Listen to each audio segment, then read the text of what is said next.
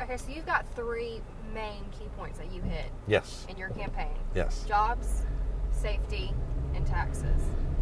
What is Right. your idea on taxes? How can we improve that? I don't know that you improve taxes. I think you try to make the best use of the tax revenue that you generate. You know, over the last few years, we've had this thing called SPLOST, which is the Special Local Option Sales Tax, which anybody who spends money in Warner Robins contributes that. So it doesn't have to be just on the backs of the taxpayers that live here, but visitors that come here to spend their money here, things like this. All that goes into that. If it hadn't been for SPLOST money, we wouldn't have been able to get the law enforcement, the police department, the public works, the resources they need, the road work that we need, the school stuff that we need, what that comes out of all that. I think where a lot of people are having a challenge today is that they see an increase of population. They're seeing that we have all this demand on our public safety and public works, but where's the money going to come from? People ask. Well, here's the thing, going back to business. You only have a budget to do so much with. When the economy went south in 2008, like in our company, we went from, we were at about an $80 million business, and we dropped down to $39 million in 12 months. We had to make some adjustments. We made adjustments. We made it through there. We had to make some cuts, some very hard cuts, very quickly. But we finally got to the point that we cut all that we could possibly cut. The only thing left to do is to increase sales, increase revenue.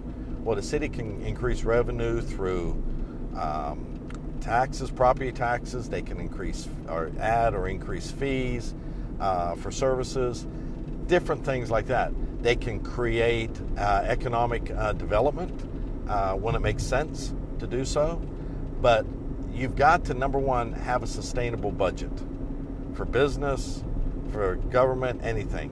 The state and the local governments are required by law to do it. The federal government isn't necessarily, but which they've proven over the years, but state and local do. The other thing is we need to have at least 6 months of reserves in the bank for a disaster.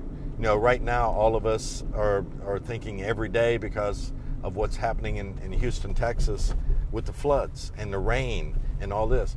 Well, do you think it's going to take them a week or two to clean that up? Or is it going to take 6, 8, 9 months, a year, or 2 years to clean it up? Well, how do you keep those services going unless you have a reserve fund? So we need to get the reserve fund, emergency reserve fund, up to 6 months. And the last thing is we need to have a competitive millage rate. Whatever that means to whomever, everybody has different definitions of that, but we've got to have a millage rate that will not only be friendly to business coming into the area, missions coming into the area, existing businesses, residents of the area, something they can live with. But if everybody wants all these services and take care of all this growth, the money's got to come from somewhere. So it might take looking at adjusting a SPLOST, I mean not a SPLOST, but millage rate up or down to meet that demand. But all that has to be looked at.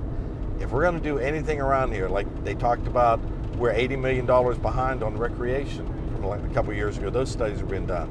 Well, we need to do that. Well, we just can't magically make that number up. We've got to develop that resource.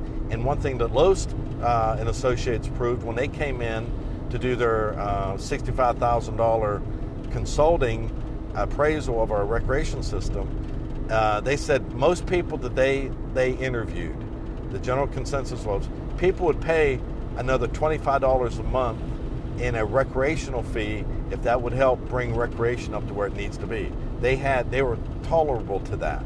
So those are things right there that we need to start looking at to bring the revenue in so we can get our city up to where it needs to be. Because it was neglected so long, not so much neglected, but we had such rapid growth for such a long period of time that our infrastructure and our services just did not keep up to that.